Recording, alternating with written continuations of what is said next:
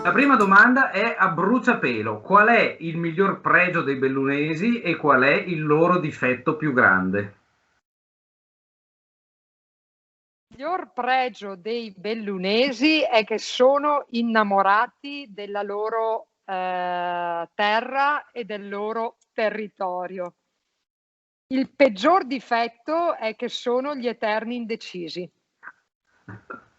Su questa seconda ci avrei scommesso. Allora noi diamo il benvenuto così scanzonato a Elisa De Berti, che è vicepresidente della regione del Veneto, la vice di Zaia, e anche assessore regionale ai trasporti e alle infrastrutture. Ciao Elisa, grazie per aver accettato il Ciao nostro invito. Luigi, Ecco, allora, buongiorno a tutti. ecco, da dove cominciamo? Io vorrei farti una domanda di carattere generale. La provincia di Belluno ha problemi che tu conosci benissimo, perché sei stata su 1000 volte, ne sono testimone, ha problemi infrastrutturali grandi, diciamo, che in quanto tali sono anche problemi infrastrutturali del Veneto, no? Se vogliamo. E ha problemi piccoli, nel senso che riguardano magari singole zone, le frane della Val di Zoldo, che non si riesce ad avere una strada che colleghi quel posto, quella valle col resto del mondo in modo stabile. È più facile, assessore, è più facile risolvere i problemi grandi o quelli piccoli?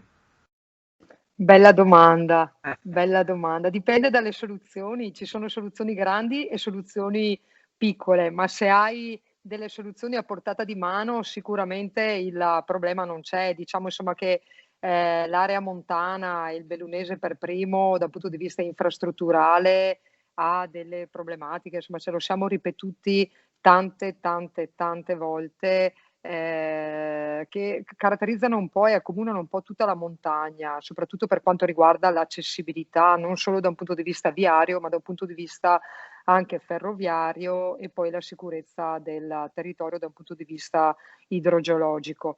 Una cosa però devo dire, negli ultimi 5 anni sicuramente le risorse che sono state stanziate grazie a 2 occasioni, perché sono state 2 occasioni che molto probabilmente, quando sono state confermate, non è stata percepita l'importanza, ossia i mondiali 2021 e le Olimpiadi 2026 veramente stanno portando sul bellunese, io parlo solo per le mie deleghe, senza contare le deleghe dei colleghi, veramente centinaia di milioni. Solo per le mie deleghe siamo intorno al miliardo, quindi insomma non sono poche risorse. Sicuramente con queste risorse non possiamo risolvere tutti i problemi del bellunese, perché comunque i problemi poi di viabilità sono problemi che ci sono in tutto il Veneto, però possiamo andare a dare delle grandi risposte, perché comunque con le 4 varianti sulla 51 e con l'elettrificazione, piuttosto che lasciatemelo dire, la variante di Cortina e la variante di Longarone, che la bellezza di 2 anni fa, quando parlammo per la prima volta con ANAS, ANAS ci disse impossibile che vengano finanziate ed impossibile farle, nulla è impossibile se ti batti per raggiungere gli obiettivi, e grazie alla testardaggine del presidente Zaia veramente siamo riusciti in una missione che era quasi impossibile. Insomma, le problematiche relative a Longarone le conosciamo tutti benissimo, le code, i fine settimana, le ore per il tappo che è causato dal centro abitato, e su Cortina il fatto che i mezzi pesanti passino al centro della perla delle Dolomiti non si può sentire, non si può vedere. Ascolta, Due no, no. interventi che grazie ad un lavoro di squadra imponente siamo riusciti ad ottenere. Io sono sicuro che, dopo tu sai che i bellunesi non è che te le mandano a dire, mediamente le dicono le cose, no? Io sono sicuro che una parte della nostra provincia che sta ascoltando questa intervista dice va bene l'Alemagna, però il Feltrino e Zoldo, appunto, e Ho la capito. Gordina che c'è Sì. Agordo che ha ancora bisogno della transizione. Zaia è stato Sì, e allora, bravissimo. Luigi, ti fermo. E Ok, Venezia, e Padova, e ecco, vabbè, Rovigo, ok, e d'accordo, d'accordo. Vicenza, e Verona. Cioè, allora, Però, io quello che dico è che in tutto il Veneto, in tutto il Veneto non è stato investito la stessa somma, è stata investita la stessa somma che è stata investita per il bellunese. Ho capito che questo non risolve tutti i problemi quotidiani del bellunese, però delle scelte andando per priorità vengono fatte. Teniamo presente che il Veneto è grande, è stata data priorità alla provincia di Belluno, anche perché non solo per questi eventi, ma perché molto probabilmente bisognava dare anche una risposta alla montagna, perché bisogna dare un segnale contro lo spopolamento, però ecco, diciamo, la dico in dialetto, diciamo che con tutti questi interventi, i bellunesi che mi dicono il Fertrino, il Lagordino, ma i contenti mi viene da dire, cioè nel senso, la provincia di Belluno è la provincia di Belluno, No, non sai cosa? andiamo dietro ai campanili. Certo, certo, certo, certo, ma non stai arrabbiarti con me però, eh. No, non mi arrabbio, però Scherzo. no, perché, ma sai No, perché? Perché, no, ma perché questa cosa la capisco, perché la capisco, però bisogna anche fare un ragionamento di territorio ed abbandonare un po' il campanile. sì, no, però io volevo dirti una cosa, prendila pure come una provocazione. In questi casi qua, come su Vaia, io anche come cronista, insomma, devo oggettivamente dire che Zaia e tutta la macchina messa in campo dalla regione è stata in grado di far confluire sul Veneto, sul Bellunese, tantissimi soldi che sono arrivati soprattutto dallo Stato, eccetera. La regione speriamo che apra il portafoglio per quelle altre necessità un po' più piccole magari, insomma, che però pesano, perché un mese di Val di Zoldo isolata dal resto del mondo sotto Natale, perché c'è quell'unica strada, io non so se lo si risolverà con i problemi, con i soldi dello Stato o con quelli della regione, però va risolto. Allora, tu parti dal presupposto, io parto sempre da un concetto, cioè, allora, i soldi dello Stato arrivano perché è la regione che li chiede, non è che arrivano perché qualcuno a Roma sanno che esiste Belluno, è perché comunque c'è un'interlocuzione con Roma per cui le risorse arrivano. Noi sai, ma ce lo siamo detti anche io e te tante volte, noi non abbiamo l'addizionale IRPEF e il Veneto lascia a Roma tanti miliardi all'anno. Queste risorse che molti di voi si ostinano a definire statali, io li considero solo una legittima restituzione di quello che i veneti versano in tasse. Quindi non li considero soldi statali, sono Soldi soldi dei nostri, veneti sono soldi che nostri. traghettano da Roma e ritornano in Veneto. Poi tu mi dici, ma di risorse della regione del Veneto, insomma, proprio ieri sai benissimo che abbiamo portato la Ci delibera arriviamo. sulla ok, cioè nel senso che non è che la regione dove può arrivare non arriva. Tutto ciò che riusciamo a mettere in campo lo facciamo. Certo, certo, certo. No, volevo, allora, tre grandi filoni. L'ultimo è questo a cui accennavi adesso, ma lasciami un po' proprio seguire un ordine, insomma, no? A Vai, proposito vai. di grandi problemi, parliamo di treno. Quando tu sei diventata assessore ai trasporti, per la prima volta, assessore regionale ai trasporti, hai trovato una situazione su Belluno non proprio bella. Si dava per scontato che il resto del Veneto procedesse con l'elettrificazione, qua da noi si andava per scontato che si andava avanti col diesel, col cambio a Conegliano e a Montebelluna che veniva introdotto proprio in quel momento. Proprio noi anche su questo, con noi come amico del popolo, noi ti abbiamo punzecchiata, pungolata perché volevamo... Mi ricordo la no? prima volta che ti ho La conosciuta, non è prima volta che stata... ci siamo conosciuti, appunto, è stato lì. Ecco, però poi è successo tantissimo. Tu, devo dire la verità, hai dato credito anche alle indagini giornalistiche che noi come amico del popolo avevamo messo in campo, che dimostravano che l'elettrificazione era possibile. Ecco, adesso a che scenario ci troviamo di fronte? Io direi completamente mutato da quando sei assessore tu. Insomma, ripeto, avevamo il cambio treno obbligatorio e un destino diesel. Adesso cosa vediamo davanti? Allora, mi hai fatto tornare indietro della bellezza di 5 anni perché parliamo di dicembre 2015 praticamente, quando c'è stato se vi ricordate, il cambio d'orario a metà dicembre dove abbiamo inserito la rottura di carico a Montebelluna. E non so se ti ricordi, ma c'era stata una sollevazione popolare dietro questa possibilità e io mi ricordo che a Trenitalia, cioè Trenitalia, il direttore Baggio era disperato perché mi diceva: assessore, se non mettiamo la rottura di carico tra 2 anni non potremo più portare i treni a Belluno, ci tocca chiudere la linea. Mi ricordo di manifestazioni politiche, un po' meno politiche, insomma, che era stata un po' strumentalizzata la questione. Io mi ricordo un giorno che ho telefonato al dottor Baggio e gli ho detto: guardate, se a Belluno non vogliono la linea ferroviaria, per me possiamo anche chiuderla, non facciamo la rottura di carico, andiamo avanti con il diretto finché dura e poi succeda quello che succeda. Il direttore era disperato, mi ha detto: assessore, non faccia una cosa del genere perché veramente isoliamo il bellunese. Allora gli ho detto: facciamo passare il messaggio che lo facciamo per il territorio, perché non è stato un bel periodo quel periodo No, per me, perché non sono stata neanche agevolata dal territorio. Fatto la rottura di carico, perché poi alla fine la rottura di carico l'ho avvallata, la situazione della Padova-Belluno è notevolmente migliorata, Sì, parliamo di, con tutte le parliamo di precarietà del puntualità dei caso. treni, Sì, puntualità. sì, sì, La sì, parliamo puntualità di... era un disastro, invece No, no, ma adesso siamo io, sempre sopra il 90% di Luigi, puntualità. io ricevevo i messaggi dove mi diceva gente che rimaneva bloccata sul treno anche 3 ore Certo. prima di riuscire a tornare a casa. Allora, per me era inconcepibile una situazione del genere.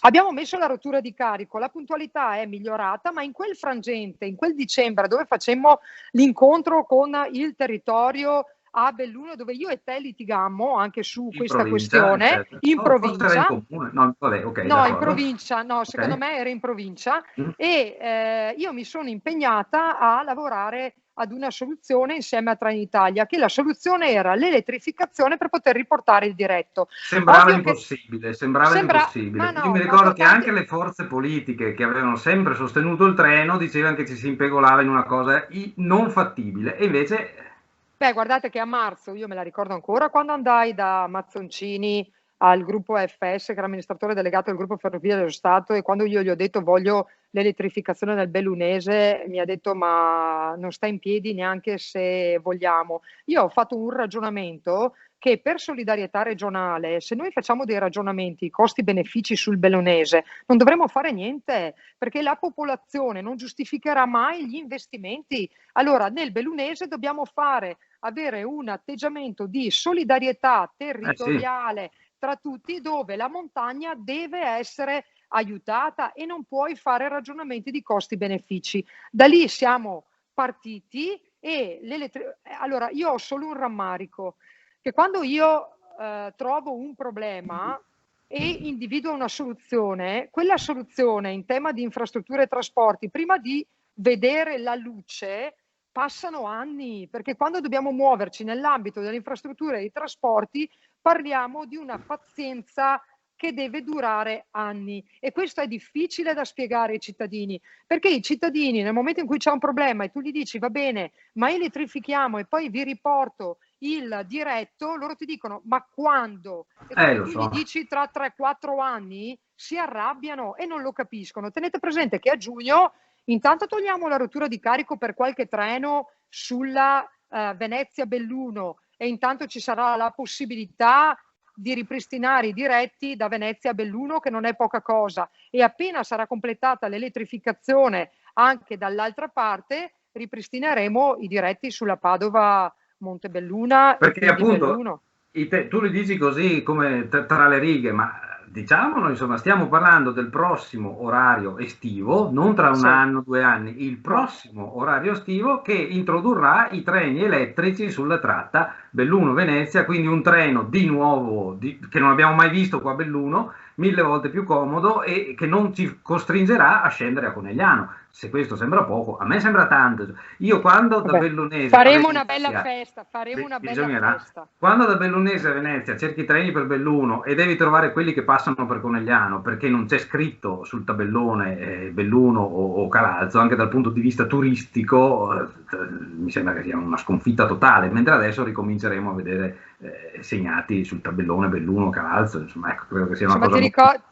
ti ricordo il mio viaggio in treno da Calalzo alle 5:30 della mattina fino a Venezia, con il capotreno che con la moka ha fatto il caffè in stazione. Me lo Guarda, io devo dire la ricorderò sempre. verità, non ci conoscevamo, pubblico quella fotografia sul giornale e mi sono detto, ma questa tipa qua, Da chi dove è? viene fuori? Che viene da Verona, appena nominata e sale sul treno la mattina presto a Carazzo. Ascolta, cara assessore, treno, non si parla più dello studio che avevate commissionato per capire qual era il miglior tracciato di collegamento tra Calalzo e Cortina, perché noi bellunesi molto decisi ti abbiamo prospettato prima una, poi due, poi tre, poi credo che siamo arrivati a 4 soluzioni diverse. Ma questo studio ce l'hai o no? Lo presentiamo o no? Si fa sto collegamento o lasciamo perdere? Allora, il collegamento assolutamente rimane tra uno degli obiettivi di questa giunta. Diciamo, ne ho parlato proprio con il presidente Zaia un paio di settimane fa, perché ovviamente con il Covid dovevamo presentarlo l'anno scorso, poi è successo il finimondo e diciamo che non c'è più stata quella tranquillità di poter seguire un progetto di questo tipo che sicuramente assorbirà molte, molte energie anche in termini di tempo della regione. Però ne ho parlato proprio qualche settimana fa con il presidente perché voglio che presenti lui la soluzione, perché credo insomma che sia corretto così, e mi ha detto dammi un paio di mesi che superiamo questo momento un po' difficile che ci si presenta davanti e poi subito dopo lo presentiamo. Quindi non è abbandonato, che stiano tranquilli tutti. Ci sono molti che stanno scrivendo perché vogliono sapere l'esito lo sapranno al momento opportuno. Tenete presente che c'è qualcuno che mi ha detto che si era opposto alla soluzione A o alla soluzione B, aveva optato per la soluzione C, che a distanza di anni mi ha detto che se si fossero resi conto che l'optare per la soluzione C li avrebbe portato via così tanto tempo, molto probabilmente non lo avrebbero fatto, perché ha perso una grande occasione il bellunese in questo modo, perché sono stati persi anni inutilmente, che magari a quest'ora un progetto di fattibilità tecnica economica ce l'avevamo già e eravamo già. Magari trascinato dai grandi eventi, eccetera, eccetera. Ma io non ti chiedo di anticiparci niente perché non si può. Dimmi solo se ti convince la soluzione indicata. Assolutamente sì, secondo Ah me è la sì. cosa secondo me è la cosa migliore. Bene, allora dai, siamo curiosissimi di sapere. Parliamo di strade, Assessore. Ci sono Dimmi. problemi piccoli, problemi grossi. Abbiamo detto per quelli grossi, appunto, uno scossone enorme viene dato dagli eventi sportivi mondiali, le Olimpiadi, con l'Alemagna che però resta più intasata che mai, con la scusa dei lavori anche, per carità, poi insomma le cose miglioreranno sicuramente. Io ti faccio due domande. La prima, Dimmi. la variante di Longarone, noi qui ne abbiamo parlato tanto, sui giornali vengono fuori gli articoli, so che voi siete sempre informatissimi come Sì. rassegna stampa. Mm. Avrai visto, insomma, ci sono anche timori di chi spera che l'autostrada possa proseguire verso nord e di chi teme che occupare la valle nella zona di Longarone con una grossa variante importante che risolverebbe i problemi di Longarone adesso precluda un futuro proseguimento dell'autostrada. Non so, io ho l'impressione che sarebbe il caso anche di cominciare a fare dei ragionamenti in termini molto chiari. Noi anche come amico del popolo varie volte l'abbiamo detto, insomma, se autostrada non si può, forse è il caso anche cominciamo a dircelo, insomma, senza continuare a... Vabbè, insomma, mi hai capito. La variante di Longarone ucciderà altre ipotesi? Allora, io dico una cosa, nel dubbio di una infrastruttura che il territorio auspica, ma che in questo momento non ha delle tempistiche di realizzazione, cosa facciamo? Non facciamo la variante di Longarone e ci teniamo il problema?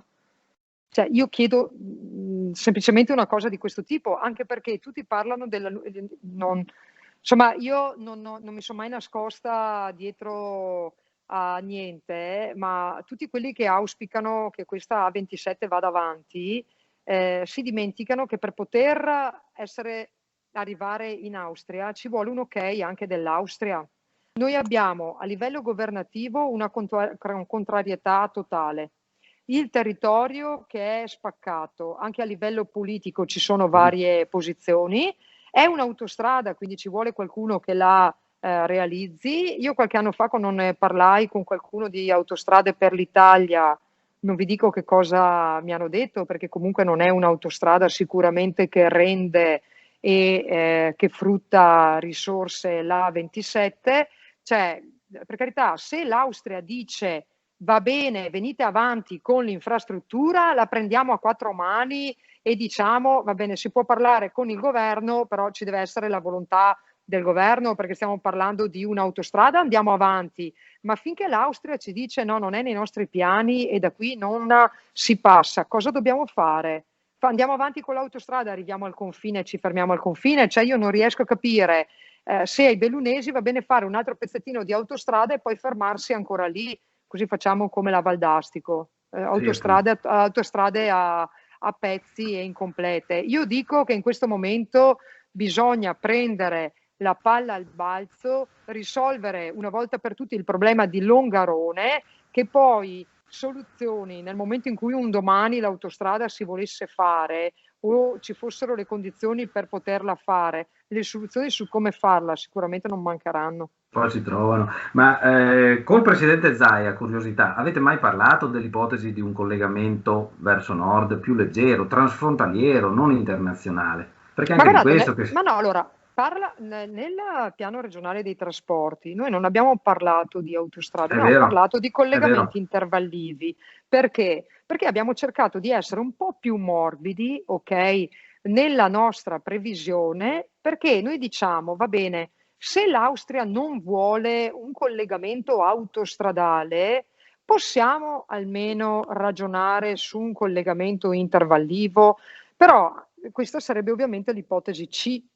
È ben Tra chiaro. chi non vuole niente, chi vuole No, no, l'autostrada, no. però è anche vero che mettere d'accordo il territorio bellunese è difficile. Ma sicuramente comunque il Comelico, adesso sparo, ma insomma per quello che si sente, insomma direbbe no anche a qualcosa di leggero, e, insomma, quindi sì, si torna di fronte ai soliti problemi. E ascolta, a proposito di ipotesi A, B, C, D, l'ipotesi A adesso sull'Alemagna è quella di fare, per i mondiali non ce l'abbiamo fatta, queste gallerie a Tai, a valle, per risolvere un po' dei problemi di attraversamento di quei paesi. Tu sai benissimo che a valle una buona parte del paese, quando si farà la galleria, comunque resterebbe attraversato dal grande traffico. Ieri, mi pare o l'altro ieri, sul Corriere o sul Gazzettino, la sindaca di Valle ha riproposto, ma insomma il presidente dell'ANAS ha prospettato tempi ancora più lunghi che ormai arrivano a ridosso delle Olimpiadi per fare tutte queste gallerie.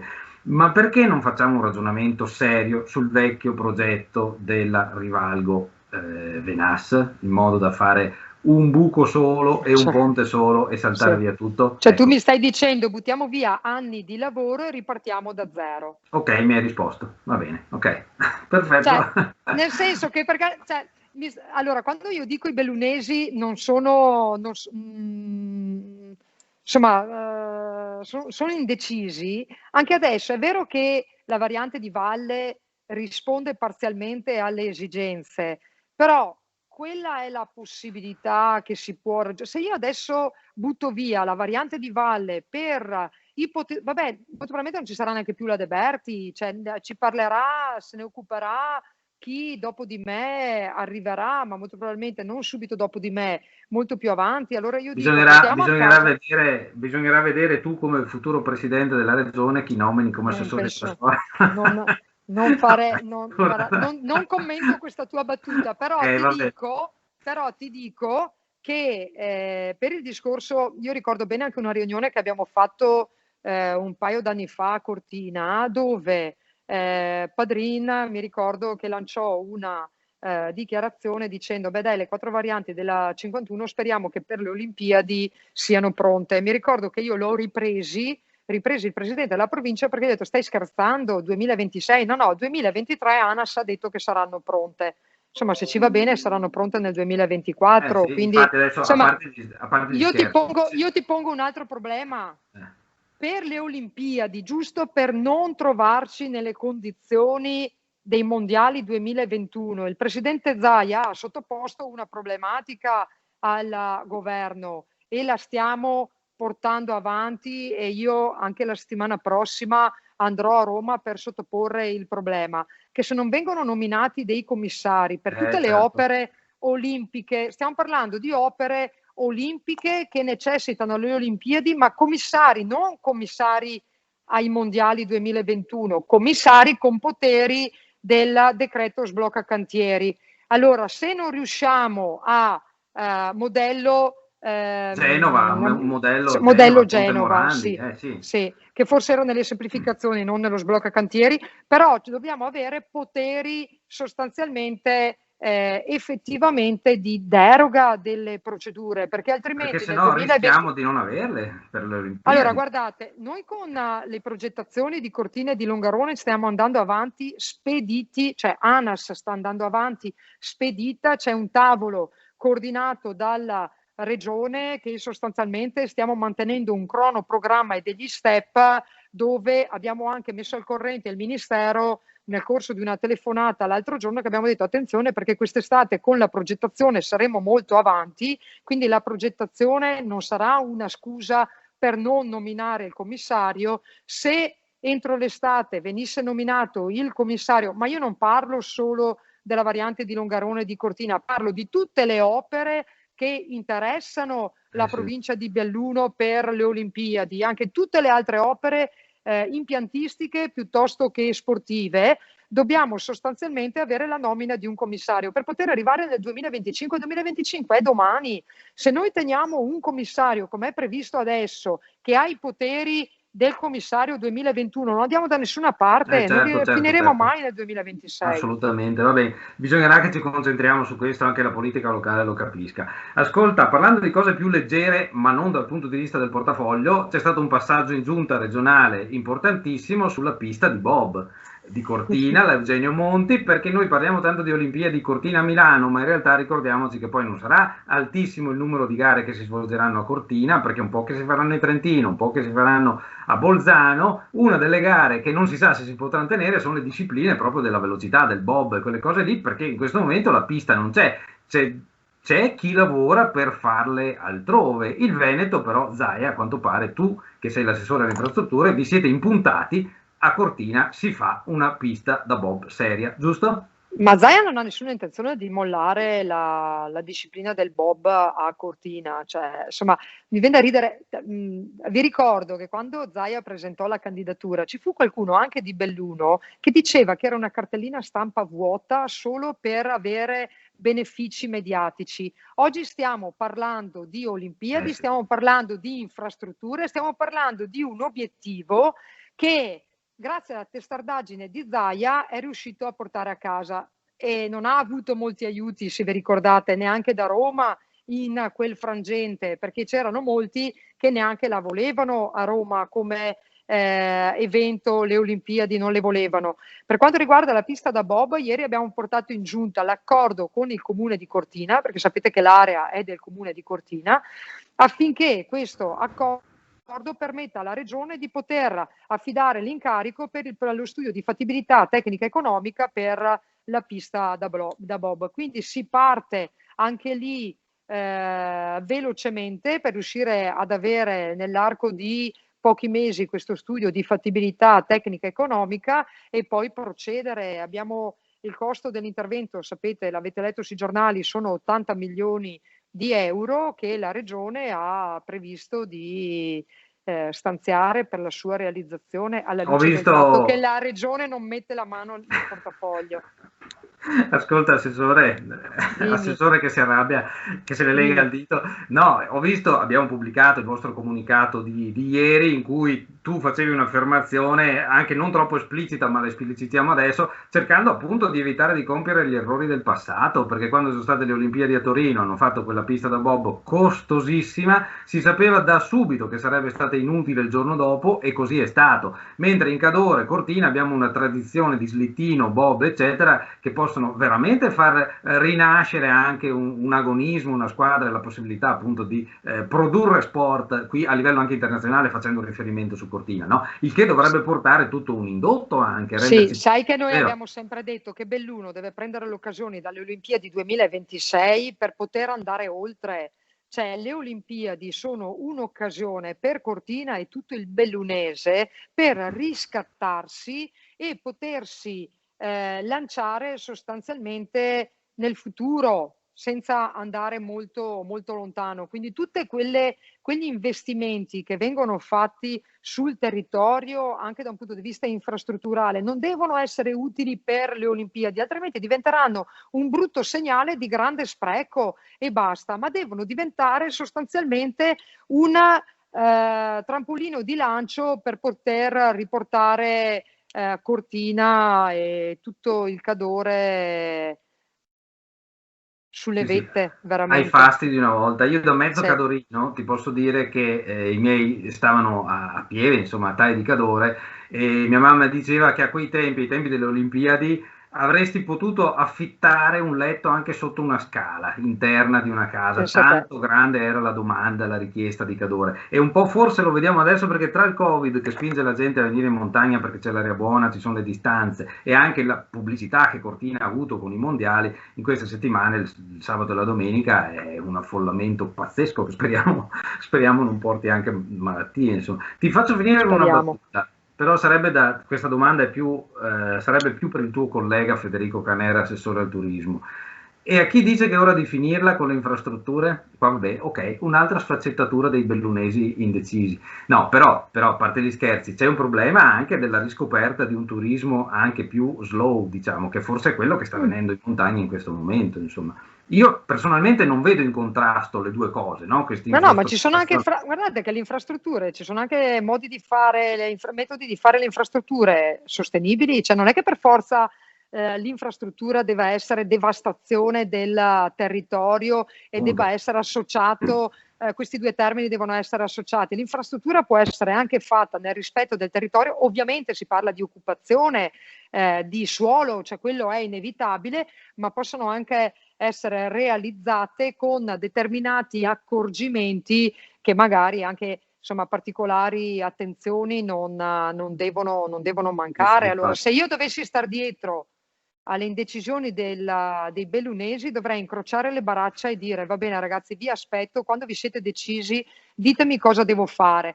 Ma non avremmo fatto quello che abbiamo fatto in questi anni, quindi ci Ascolta. siamo anche un po' imposti e siamo andati anche un po' contro l'indecisione dei bellunesi, ma credo che i bellunesi a posteriori ne saranno contenti. Io dico una cosa solo, noi giornalisti forse che più siamo costretti insomma, a maneggiare anche gli organi di informazione che riferiscono del resto della regione, ci rendiamo conto forse meglio dei nostri concittadini bellunesi, insomma, di quanti grattacapi, ma quante opere importantissime stiano in capo al Veneto dal punto di vista infrastrutturale. Penso a bretelle autostradali, simili autostradali, l'aeroporto di Venezia, il collegamento con l'autobrennero su per la Valdastico che si fa, non si fa, cioè, la regione maneggia questioni enormi di rilievo internazionale in sostanza, ecco. E in questo quadro appunto si inserisce Belluno che è periferia ma è connessa con tutto questo mondo, no? Quindi penso che sia molto importante. Allora, quando ci sarà il primo treno elettrico che salirà a Belluno, si potrebbe fare come quando avevi portato i nuovi treni swing, si chiamavano. Il E swing, sì. magari se vieni su tu col treno, con Zaia, ci facciamo un giro tutti insieme, proviamo per la prima volta il treno elettrico, sarà tra poco, insomma, ok? No, ma a giugno con il cambio orario vedremo anche questo. Speriamo di essere definitivamente fuori dall'emergenza e sicuramente il presidente Zaia non mancherà di essere presente. Va bene. Allora, vicepresidente Elisa De Berti, assessore ai trasporti e alle infrastrutture, ti ringraziamo tantissimo, anche per la libertà con cui così abbiamo potuto condurre questa intervista con te. Poi non so se possiamo sperare che sicuramente ci saranno i commenti su Facebook, magari a qualcuno tu abbia voglia e tempo di rispondere, penso che tu abbia anche altro da fare, ma insomma, io credo che la gente comunque insomma, capisca la tua vicinanza, che è un fatto oggettivo e mi sembra vada No, sottolineato. allora è ovvio, adesso tu prima hai detto ti faccio arrabbiare, io spero che le battute che faccio non vengano interpretate come un effettivamente che mi arrabbio, però siccome Ma no. so il tempo e quanto ho dedicato al bellunese per riuscire a darvi delle risposte, anche se i tempi ovviamente sono lunghi. Per quello quando mi dicono ma la regione non ha fatto abbastanza, io mi arrabbio, perché l'ho vissuta in prima persona, però insomma l'impegno non mancherà, se si aprirà una discussione sotto questa intervista, se ho tempo parteciperò, va bene? Va bene, va Ok? bene. Va buon? Grazie mille. Ciao, arrivederci, Grazie, stammi bene, buon lavoro. arrivederci a tutti. Ciao.